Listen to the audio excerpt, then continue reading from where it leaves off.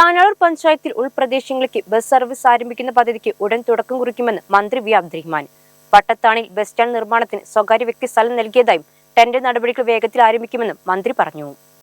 താനാളൂർ പഞ്ചായത്തിലെ മുഴുവൻ ഉൾപ്രദേശങ്ങളിലേക്കും bus service ആരംഭിക്കുന്ന പദ്ധതിക്ക് ഉടൻ തുടക്കമാവുമെന്ന് മന്ത്രി വി അബ്ദുറഹ്മാൻ പറഞ്ഞു. താനാളൂർ വട്ടത്താണി പടിഞ്ഞാറ് ഭാഗത്ത് ഇതിനായി സ്ഥലം സൗജന്യമായി ലഭിച്ചതായി മന്ത്രി അറിയിച്ചു. താനാളൂർ പഞ്ചായത്തിലെ ഉൾഭാഗങ്ങളിലേക്ക് ബസ് സർവീസ് നിങ്ങൾക്കൊക്കെ അറിയാവുന്നതാണ്. നമ്മൾ ഒരു ഓട്ടോറിക്ഷയ്ക്ക് പോകണമല്ല, കുട്ടികളാണെങ്കിൽ ബൈക്ക് എടുത്ത് പോകും. എപ്പോഴാണ് അപകടം സംഭവിക്കുകയെന്ന് നമുക്ക് തന്നെ അറിയാം.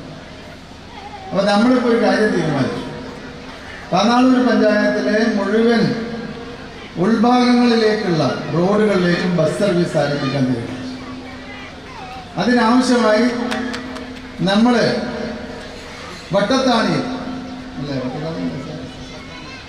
വട്ടത്താണിയുടെ പടിഞ്ഞാറ് ഭാഗത്ത് അവിടെ നമ്മുടെ വൈലത്തൂരുള്ള ആലിയാക്ക് വഴി അദ്ദേഹം 50 സെന്റ് സ്ഥലം നമുക്ക് സൗജന്യമായി തന്നു. അവിടെ ബസ് സ്റ്റാൻഡ് ആരംഭിക്കും.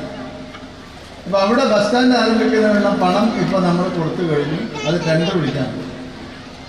അപ്പോൾ അവിടെ പുതിയ ബസ് സ്റ്റാൻഡ് ആരംഭിക്കുമ്പോൾ നാട്ടിൽ തിരിച്ചെത്തുന്ന പ്രവാസികൾക്ക് ജോലി നൽകുക എന്ന ലക്ഷ്യത്തോടെ പ്രവാസികളുടെ സൊസൈറ്റി 10 ബസ്സുകളാണ് ആദ്യഘട്ടത്തിൽ സർവീസ് ആരംഭിക്കുകയെന്നും മന്ത്രി കൂട്ടിച്ചേർത്തു. സംസ്ഥാനത്തിന് തന്നെ മാതൃകയാകുന്ന പദ്ധതിയാകും ഇതെന്നും മന്ത്രി പറഞ്ഞു.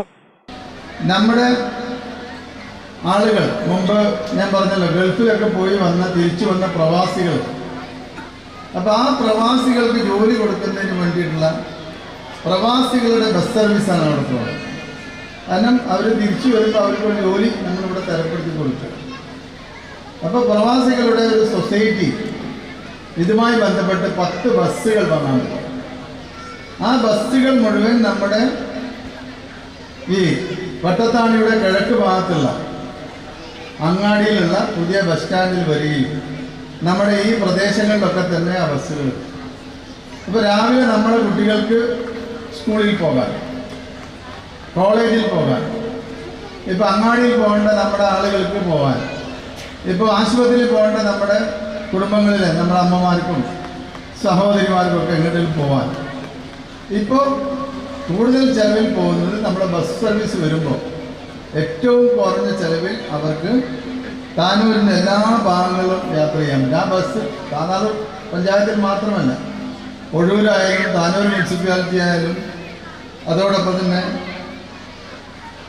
ചെറിയ മണ്ഡലത്തും പൊന്മണ്ഡലത്തും ഒക്കെ പോകുന്നുണ്ട്. അപ്പോൾ ബസ്സുകൾ 10ഓളം ബസ്സുകൾ ഓടുമ്പോൾ കേരളത്തിൽ തന്നെ മറ്റൊരു നിയോജക മണ്ഡലത്തിലും ഇത്തരത്തിലുള്ള ഒരു സൗകര്യമില്ല. അതാണ് നമ്മൾ കൊണ്ടുവരുന്നത്.